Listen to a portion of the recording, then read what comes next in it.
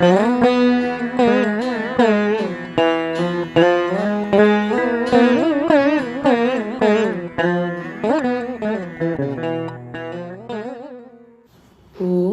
ஸ்ரீ கல்கி அவதார அகத்தீசாய நமோ நமக. ஈசனின் அடி தொழுதே அகத்தீசன் உரைக்கின்றேன். வல்லமை வாய்ந்தது இறை செயல் எனில் வல்லமையை ஏற்கும் திறன் கொண்டது மனிதனின் செயல். தெய்வங்கள் யாவரும் மனிதர்களுக்கு ஆற்றல்களை நல்கிடும் திறன் பெற்றவர்கள். மனிதர்கள் யாவரும் தெய்வங்களின் ஆற்றல்களை பெற்று மேன்நிலைகளை அடைவதன் மூலம் தெய்வங்களும் ஆற்றல் பெருக்கம் கண்டு மேன்நிலைகளை எய்திடுவர். கலி எல்லையில் மானுட குலத்தினை அழிவிலிருந்து காத்துவிட தெய்வங்கள் புவி இறங்கி உள்ளனர் எனில் அதன் சூட்சமத்தை உணர வேண்டும். எத்தகைய ஆற்றல்களை பொழிவதற்கு புவியினை அடைந்துள்ளனரோ அத்தகைய ஆற்றல்களை உடைய மனித ஆன்மாக்களை ஈர்த்து கொண்டு மேன்நிலைகளை அடைவர். தெய்வங்கள் உயர் நிலைகளை அடைவதற்கு மனித ஆன்மாக்களை விடுவிக்க வேண்டும் என்பதே பரமனின் கட்டளையாகும். எனினும் மனித ஆன்மாக்கள் விடுவிக்கப்பட்டால் மாத்திரமே சிருஷ்டியில் இனிமையான மாற்றங்கள் தோன்றும்.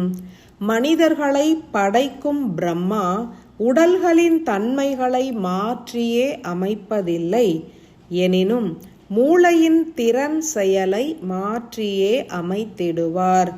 ஏனெனில் உயிர் அணு என்பது ஒவ்வொரு பிறவியிலும் புதிய கர்மங்களை நிறைவேற்ற முற்படுவதன் மூலம் ஆற்றல் மிகுந்த மூளை பகுதியினை பிரம்மனிடம் வேண்டியே பெற்றிடும். அறிவு திறன் எனப்படும் வெப்ப அணுக்களான துணை அணுக்களை பிரம்மாவின் துணையுடன் ஆதி சக்தியின் அம்சமான உயிர் அணு அதிக அளவினில் பெற்றிடும். அறிவின் துணை கொண்டு தேவைகளை நிறைவேற்றி ஆன்மத் துகள்களை விடுவிக்கும்.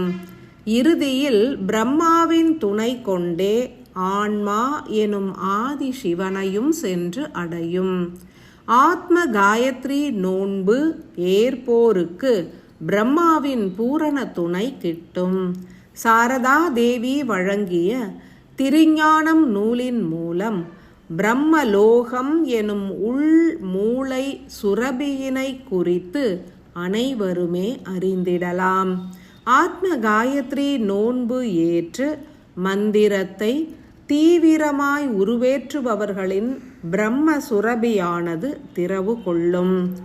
பிரம்ம சுரபியின் மூலம் வெளிப்படும் பாதரச ஆற்றல் என்பது ஆன்மாவின் தேவைகளை நிறைவேற்றிட உதவுகின்ற அறிவு அணுக்களை படைக்கும். உயிரின் தேவை நிறைவுற்று உயிர் அணு ஆன்மாவோடு பிணைகின்ற தருணத்தில் ஆன்மாவின் அறிவு என்பது பிரம்ம சுரபியின் மூலம் பிரம்மதேவரால் ஊக்குவிக்கப்படும். அன்பு மானுடர்களே, சத்தியம் உணருங்கள். உங்களுடைய உள் மூளையில் பிரம்மலோகம் எனும் சூட்சம சுரபி உண்டு. அதனை மந்திரம் உரைப்பதன் மூலமே திறவு கொள்ள இயலும். ஆன்மா விழிப்படைத்தால் அனைத்தும் சாத்தியமே. ஆன்ம அறிவும் விழித்து கொள்ளும். அகப்புறச் செயல்களும் மாறுபடும். இறைவனின் இயக்கம் என்பதனை அத்தருணத்தில் மாத்திரமே உணர இயலும். உணர்ந்து கரை சேர்ந்திட வாழ்த்துகின்றேன். ஆசி மழை பொழிகின்றேன்.